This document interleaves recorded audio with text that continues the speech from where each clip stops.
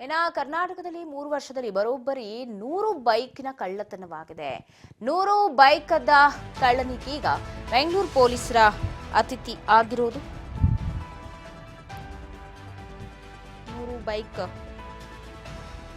ಕಳ್ಳತನವಾಗಿದೆ ಬೆಂಗಳೂರಿನಲ್ಲಿ.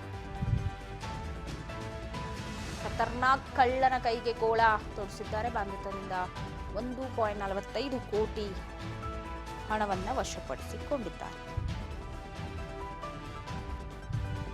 ಬೈಕ್ ಕಳ್ಳತನನೇ ಉದ್ಯೋಗ ಮಾಡಿಕೊಂಡಿದ್ದಾನೆ ಭೂಪ.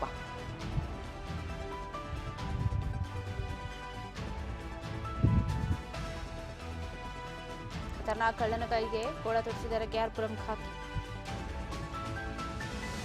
ದೃಶ್ಯದಲ್ಲಿ ಗಮನಿಸ್ತಾ ಇದ್ದೀರಾ, ಶೋರೂಮ್ ಮುಂದೆ ನಿಲ್ಲಿಸಿದ್ದಾರೆ, ಪೊಲೀಸ್ ಸ್ಟೇಷನ್ ಮುಂದೆ ಬೈಕ್ಗಳನ್ನ.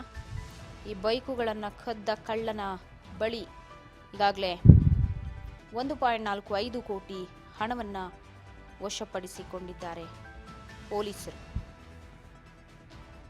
ಖತರ್ನಾಕ್ ಕಳ್ಳನ ಕೈಗೆ ಬೇಡಿಯನ್ನ ಹಾಕಿದ್ದಾರೆ ಕೆಆರ್ಪುರ ಠಾಣೆಯ ಪೊಲೀಸರು.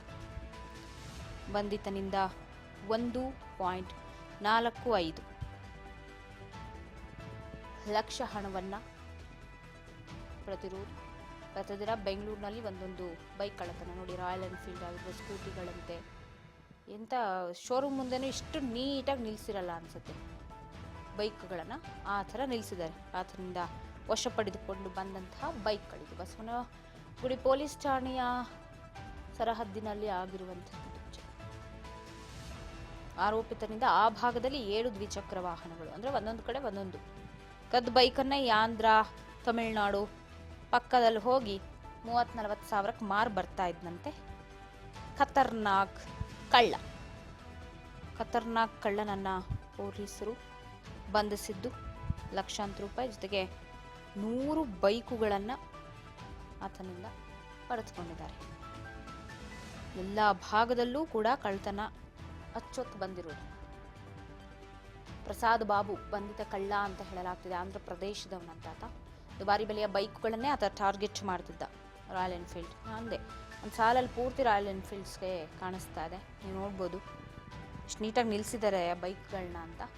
ಕೆಆರ್ಪುರ ಟಿನ್ ಫ್ಯಾಕ್ಟ್ರಿ ಮಹದೇವಪುರದಲ್ಲಿ ಓಡಾಟ ನಡೆಸ್ತಿದ್ದಂತೆ. ನೋಡಿ, ಮನೆ ಮುಂದೆ ಬೈಕ್ಗಳು ನಿಲ್ಲಿಸಿ ಹೋಗ್ತಿರೋ ಅಂತ ಖದೀಮ್ರು ಹ್ಯಾಂಡ್ಲಾಕ್ನ ಮುರಿದು ಕದೀತಾ ಇದ್ದಾರೆ.